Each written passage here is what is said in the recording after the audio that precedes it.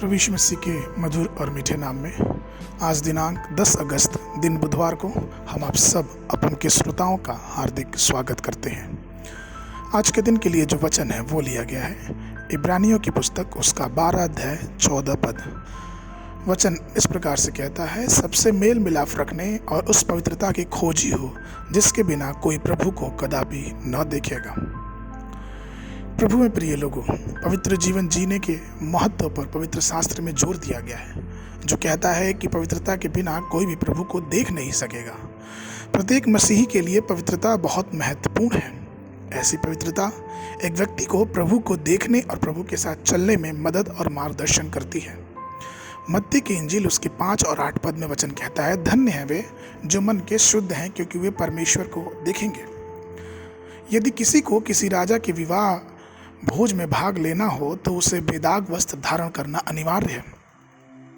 यदि आप किसी कार्यालय के किसी फंक्शन में आप जाते हैं या फिर कुछ तरक्की पाने का सर्टिफिकेट पाने का एक कार्यक्रम में आप जाते हैं, तो आपको एक उपयुक्त पोशाक पहन के जानी पड़ेगी, ताकि उस पोशाक से आपकी उपस्थिति वहाँ पे जायज मानी जाए। ठीक उसी प्रकार से यदि आपको प्रभु को देखने की आवश्यकता है तो हमको और आपको एक विशेष प्रकार के वस्त्र को धारण करना है, और वो वस्त्र है पवित्रता का वस्त्र।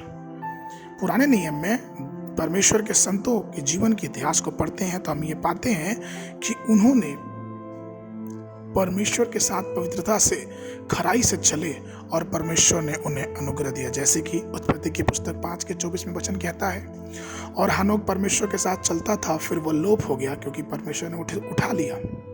उत्पत्ति 6 के 9 में लिखा है, नूह धर्मी पुरुष और अपने समय के लोगों में खरा था, और नूह परमेश्वर के साथ साथ चलता रहा। याकूब की पत्री उसके 2 पद के 23 पद में लिखा है कि इब्राहिम ने परमेश्वर से प्रतीति की और यह उसके लिए धर्म गिना गया और परमेश्वर का मित्र कहलाया।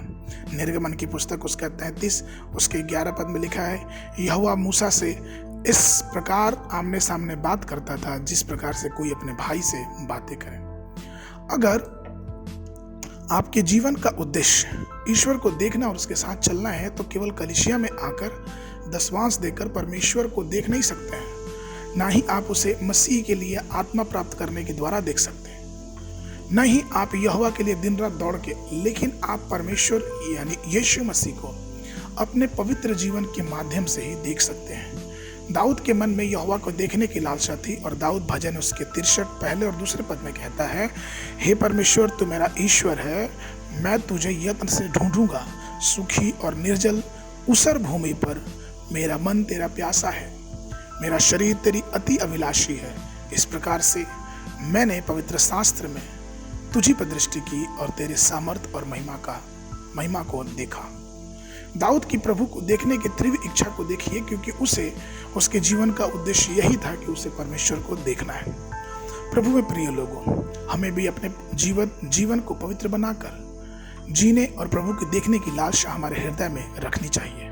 इसी कार्य के लिए हमारे जीवन में कितना उत्साह और लालसा होनी चाहिए, उसकी कल्पना करें।